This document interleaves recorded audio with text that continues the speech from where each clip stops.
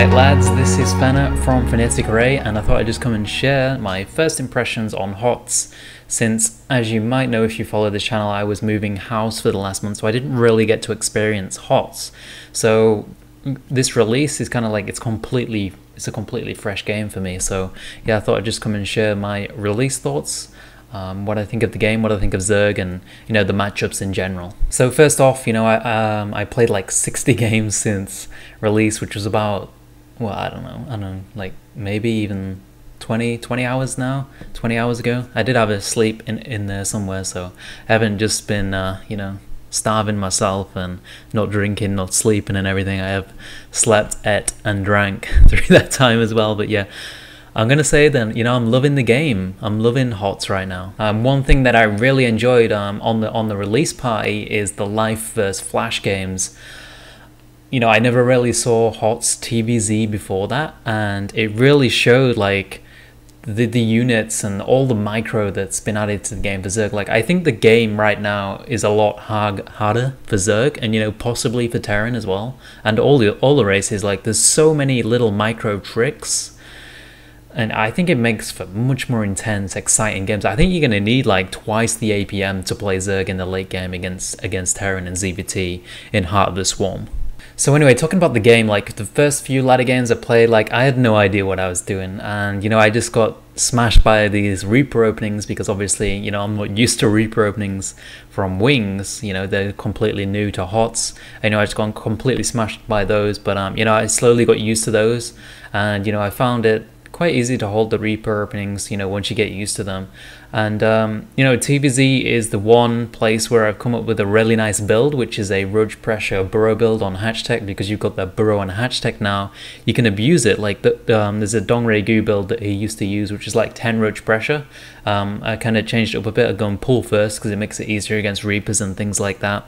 You can do it with hatch first as well, and then you just you go for 5 roaches and burrow, and you just go for attack, and like you've got a micro a lot. That's what I really like about this. Like, that's a great thing about hashtag burrow as well, is that all these attacks that Zerg can do in the early game, they're now going to have burrow with them, because it's almost always better to get burrow. You're going to force scans, you're going to force maybe a turret. I mean, that's going to be quite rare because it's so early in the game, but you're going to have these micro battles, which is a lot more exciting than just 10 roaches walking up to a bunker and then hitting it and hoping that you've got a build order win or something like that. It's going to be very, very exciting with these micro battles in the early game, and I really like that about ZVT right now. I think ZVT is one of the best matchups in Heart of the Swarm. There's a lot of micro for both races, and I think it's really going to show who the better player is in Zerg versus Terran. I think that's one thing that's going to show up, is that the better player is going to be winning more often in TVZ. And then we got ZVZ. So I knew that Muta versus Muta in ZVZ was prominent. What I didn't realize is that all the maps that are in Heart of the Swarm, you can't scout the gas with an Ovi. So you kind of get put in these situations where I don't really like it, because I used to base your opening build off, in Wings at least, a lot of what their gas timing is. So you'd like base your Baneling Nest timing, whatever strategy you're going to do off their gas timing, because when they're going to be aggressive or can be aggressive from their gas timing. But since these maps, you can't overlord scout their gas. So you've either got a drone scout, which no one wants to do in ZVZ, because you're just putting yourself behind. So I think it's going to force a lot of situations in the early game where people are going to play risky to get an advantage, or they're going to do random all-ins to try and get an advantage, and I don't really like that. So I think if you want to play ZVZ well, you're going to have to play a really safe build, like maybe pull first with fastish gas, and then just go in 2-base Muta, because thing is 2-base Muta is just so strong. Like, Mutas are so good in ZVZ. So I think like the only build in ZVZ is going to be 2-base Muta for a while, until people figure it out. It's the strongest build. My teammate has talked about some like really heavy 1-1 ling pressure, and just trying to drone up your third behind that on just 2 gas. So you just you throw lings at them, and they can't press you with the mutas because your lings are so strong. Kind of similar to Lennox +1 armor build, but I haven't really tested that yet. And yeah, I think 2-base mutos are going to be very, very prominent. I don't like it too much, so I don't like muto versus muto Z myself. It'll probably be exciting for viewers, but I find it, I never really played muto versus muto Z in walls. Wall. I'm going to call it wings. Wings is a better name than wall. I never really played muto versus muto in wings, so you know, I'm not very experienced with muto versus muto. Although I do think my muto versus muto is good, so you know, maybe it'll turn out well for me. I think my muto versus muto is decent.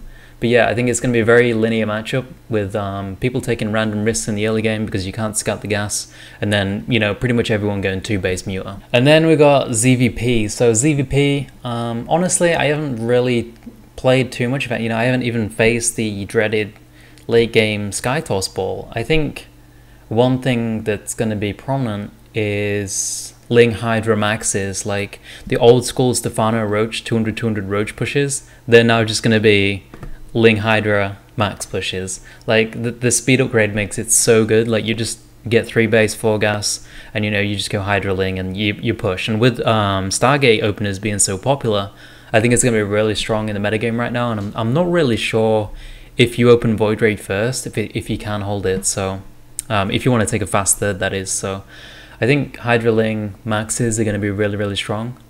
And you know, most people are playing aggressive Hydra Ling anyway, so I guess that's nothing new. But yeah, I think I need to play a lot more to get a feel for it. I need to try out Swarm Hosts. You know, I've just been messing about with Hydra speed and things like that. Even though I played 60 games, like it doesn't feel like that many to try out all the units. Vipers are really cool. Vipers are really, really cool. I like the micro concept again. You know, you can just pull units in and it's a lot of fun. I'm really, really enjoying HOTS so far. I think it's improved the game a lot. It's added a lot of micro to Zerg. I think it's going to make Zerg a lot harder, which sucks. I mean, it sucks, but it's good in a way. I really like that it's going to make it harder. It's always nice to have a challenge, and you know, it makes it more exciting to watch with all those little micro concepts going off. So yeah, those are just my first thoughts. Like, don't take them too seriously, because obviously I've only played 60 games. And oh yeah, and I got into Masters on C pretty easily. You know, I played like 40 games on there, got into Masters, and after that I went to Korea. And like, Korea is so much harder, man. Whoa, Korea is hard. I'm gonna play a lot of Korea tomorrow, and hopefully, you know, I can stand a chance against the Koreans. But you know, so far I'm just getting dominated by the Koreans. So you know, I'm probably going to study some VODs as well, and just get an idea for what other people are doing. Like Rhett did really well at IEM, and you know, just apply whatever he's doing to my game, and you know, try and figure it out for myself as well. So it's going to be a fun week, I think, just learning the game. Something else I wanted to show you guys as well is this. I got level 10, and it said even look the Overlord dance, and I'm like, what's the Overlord dance? So I go into a game and I type /dance on my Overlord, and I'm like, that's so cute! Oh my god! It's the cutest thing I've ever seen. Like, it just spins around and does some. It's a really fun dance. I really like the skins and unlockables they put in the game. You know, it gives you, you know, a little bit of a reward for getting a level or whatever. I think the casuals will really enjoy that as well. So Heartless Swarm, it's looking really good so far. And yeah, I'm gonna go ahead and make a guide on the Roach Pressure build, and yeah, check it out, guys. Peace. Fena's Fundamentals. What is it? Fena's Fundamentals is a video series for completely new players, people who have never or barely played before, who are looking to enjoy the competitive 1v1 aspect of the game, or looking to find out if they